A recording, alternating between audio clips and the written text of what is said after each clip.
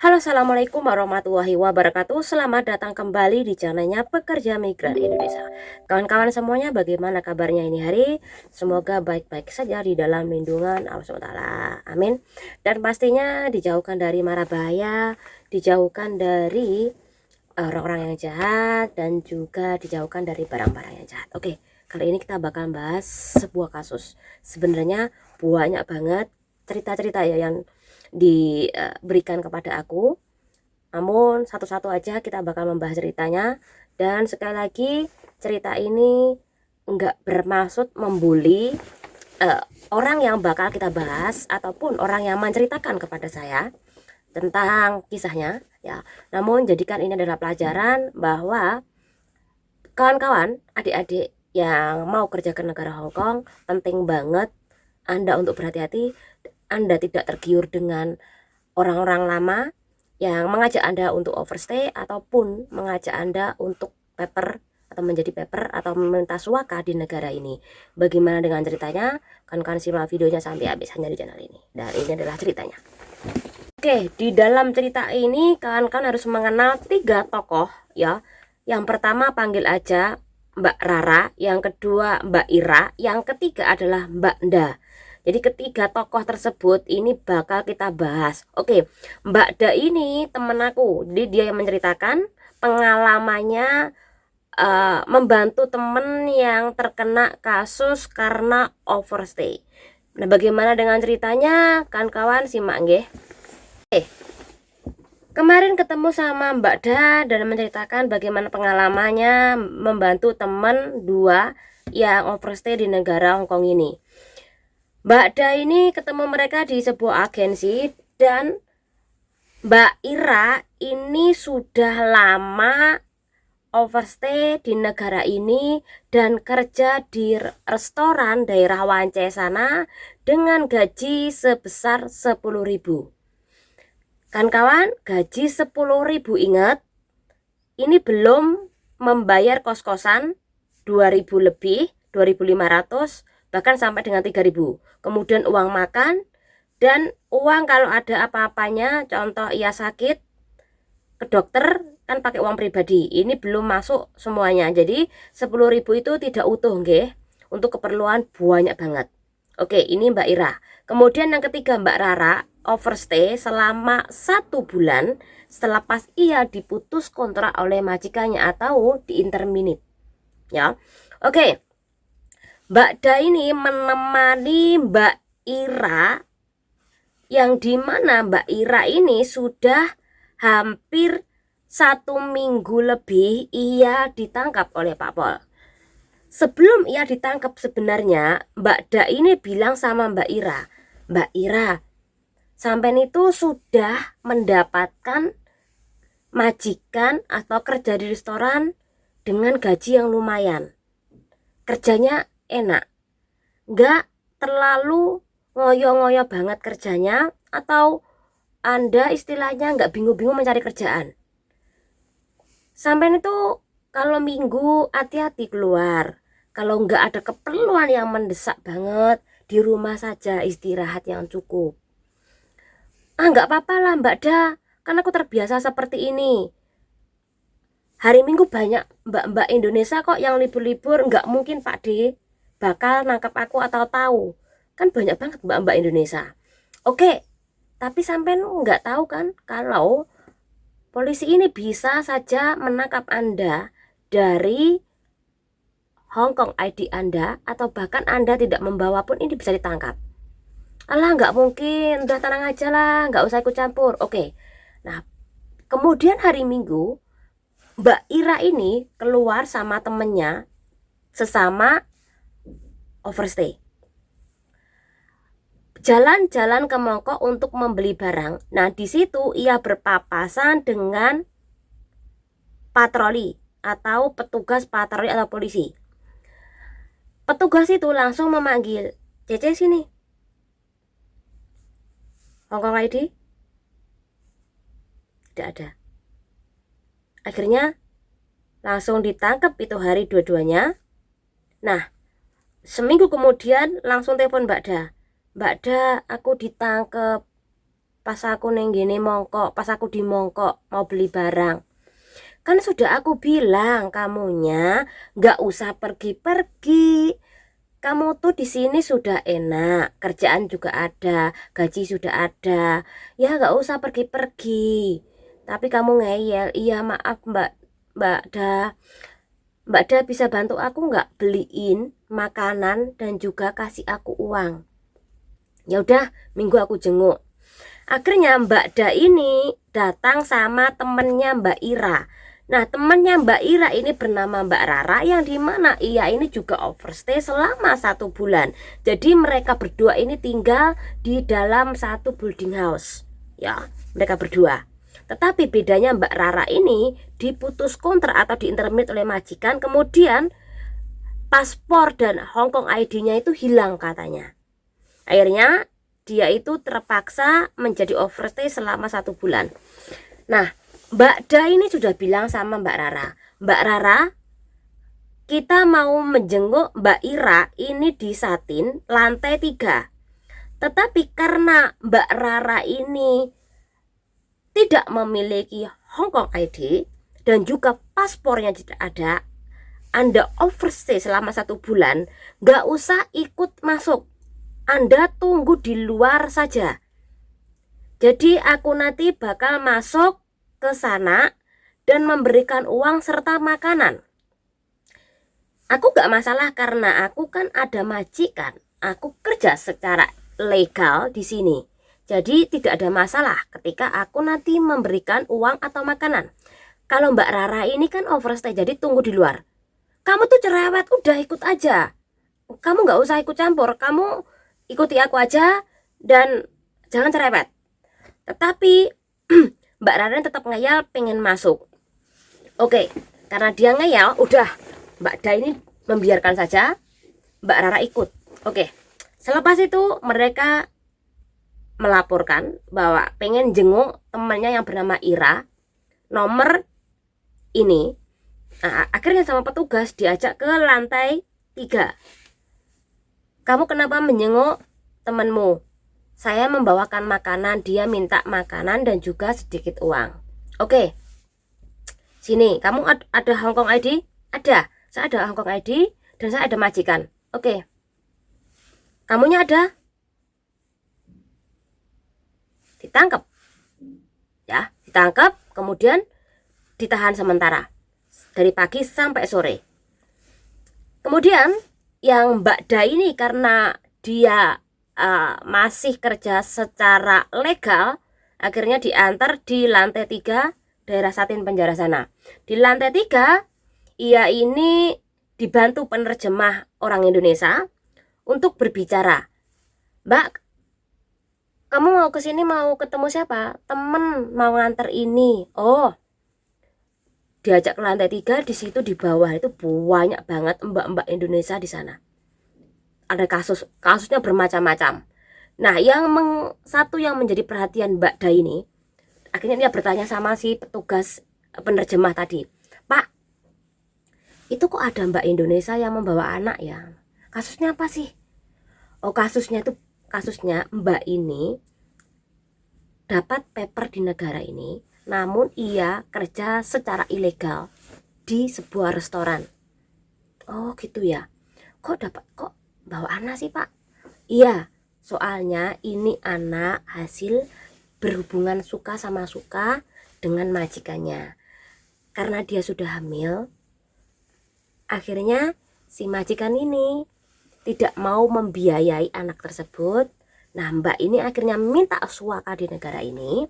Kan orang suaka ini kan tidak boleh kerja secara ilegal, karena ia sudah dapat jatah dari pemerintah kan. Namun ia melakukan kerja secara ilegal dan keciduk di tempat ia kerja. Jadi ini berat hukumannya. Dan ketika di sidang ini ditanyain, kenapa kamu kerja secara ilegal? Kata si mbaknya, enggak cukup apa yang dikasih oleh pemerintah subsidinya, ini enggak cukup dengan kebutuhan aku dan kebutuhan anakku. Oh gitu ya Pak. Iya. Jadi ketika ia disidang dari pagi sampai sore, jawabannya tetap dia nggak cukup. Kenapa? Ia melakukan kerja secara legal, nggak cukup kebutuhannya dari pemerintah untuk anak dan untuk dia. Akhirnya dia ya itu di penjara. Dan karena ia menyalahi aturan paper atau minta suaka, dia ketangkep dan kerja ilegal, itu berat hukumannya ya, berat hukumannya, lama ya hukumannya. Oke, akhirnya Mbak Da ini sudah ketemu sama temennya, dan besoknya lagi ini disidang. Jadi si Mbak Da ini disuruh ibaratnya menemani Mbak Ira ini di sidang. Sidang dari pagi sampai sore, ini pertanyaannya hampir sama, yaitu diulang. Nah, benar-benar, jadi aku tahu ya, yang aku tahu bahwa ketika di sidang pertanyaan sama ini bakal diulang lagi sampai Anda benar-benar konsisten dengan jawaban Anda. Akhirnya diulang-ulang. Nah, di akhir persidangan si Mbak Ira ditanyain, kamu mau paperan atau minta suaka di sini atau OS? Jawabannya Mbak Ira ini ya OS. Oke, kalau kamu OS, peringatan, jangan sampai ketangkap lagi. Kalau sampai ketangkap lagi, maka kamu akan di penjara, kemudian dideportasi. Jadi kawan-kawan, mungkin nggak semuanya bernasib seperti Mbak Ira. Ketangkep, dilepaskan, kemudian kalau sampai ketangkap lagi bakal dipenjara, kemudian deportasi. Ada juga yang langsung ditangkap, di ibaratnya penjara, kemudian deportasi.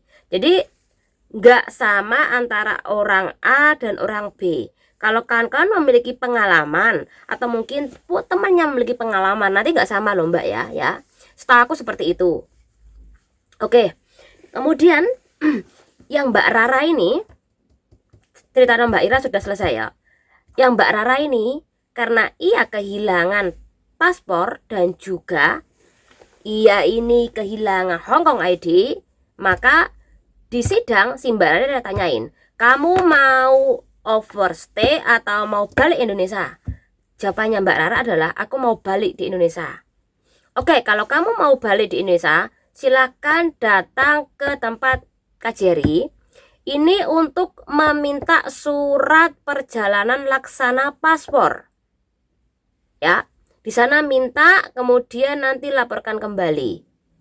Oke, Mbak Rara ini dibantu Mbak Da ini ke KJRI. Nah, di KJRI Mbak Rara tanyain, mana paspormu, mana Hong Kong ID-mu? Nggak tahu. Kok nggak tahu? Hilang atau kamu gadekan? Nggak tahu. Ya aku nggak tahu, tiba-tiba hilang aja. Oke, kamu maunya aku memberi kamu surat laksana paspor tadi atau surat perjalanan laksana paspor, maka kamu harus pulang ke Indonesia. Iya, aku pulang ke Indonesia. Ya, akhirnya benar, Mbak Rara ini pulang ke Indonesia. Mbak Ira ini dibebaskan, tapi dengan satu jaminan, uang pembayaran denda, dan sekali lagi peringatan. Kalau sampai 2 kali ketangkep, maka ia bakal dipenjara dan juga bakal kena deportasi. Oke, dari kisah ini apa sih yang bisa kita ambil? Kawan-kawan simak videonya sampai habis. Oke, gini loh adik-adik. Mbak Rara ini diputus kontrak secara interminit. Kalau ini ibaratnya adalah dialami oleh adik-adik atau mbak-mbak lah. Kalau di interminit, sebaiknya pulang. Jangan Anda membuang uang-uang Anda untuk bertahan di sini, untuk menjadi overstay. Karena ketika Anda nggak siap menjadi overstay, maka Anda bakal mengeluarkan banyak biaya lagi untuk hidup Anda di negara ini. Ya. Ini yang pertama. Kemudian yang kedua, kalau Anda sudah kehilangan uang, kalau Anda sudah tidak memiliki uang, apa yang Anda lakukan?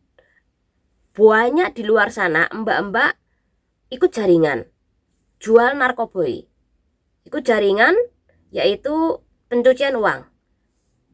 Bahkan ikut juga istilahnya berpacaran atau menjual itunya apemnya kepada orang lain untuk menghidupi dia sendiri, atau mungkin dia bekerja di restoran secara ilegal tapi nggak nyaman, itu juga banyak. Namun apakah semudah itu ketika bekerja di restoran secara ilegal? Apakah gajinya banyak? Sekali lagi pasti nggak mencukupi Anda, kecuali Anda memiliki teman yang mau membayar. Namun sekali lagi, apakah teman tuh nggak cuma-cuma membantu sampean? Jadi adik-adik, untuk dipikir 2 kali ketika Anda ini overstay di negara orang.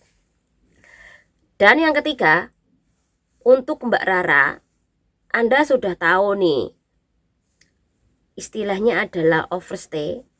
Ya kalau Anda menjenguk teman yang ketangkep padahal Anda keadaan overstay, sama aja Anda menggali kubur Anda sendiri. Ya Anda ditangkap, nggak mungkin kalau Anda nggak ditangkap. Jadi penting banget menggunakan akal Anda untuk benar-benar melakukan langkah. Ini menurutku lakukan, atau kita nggak usah masuk, atau kita jenguk atau nggak usah jenguk, kita nunggu di luar atau masuk, dipikirkan gitu loh, karena ya itu dampaknya kepada Anda. Ya ini buat kawan-kawan lain juga, kalau sudah tahu hidup enak dengan kerja ilegal, nggak usah istilahnya adalah keluyuran. Ya mending di rumah istirahat, nanti kerja lagi ya. Itu. Oke Mbak, untuk Mbak Ira, sekali lagi ya nasib baik dapat kerjaan dengan gaji 10.000, tempat juga ada. Tapi apakah di luar sana ada yang bernasib lebih buruk dari Mbak Ira? Banyak banget ya. Jadi buat Mbak Ira, kalau dibilang sama teman jangan ngeyel, lebih baik berhati-hati, karena kita nggak tahu nasibnya orang. Bisa saja Anda keciduk ketika Anda keluar bersenang-senang ya. Jadi kalau memang Anda sudah siap pengen balik, kalau Anda sudah siap ketangkep, nggak masalah.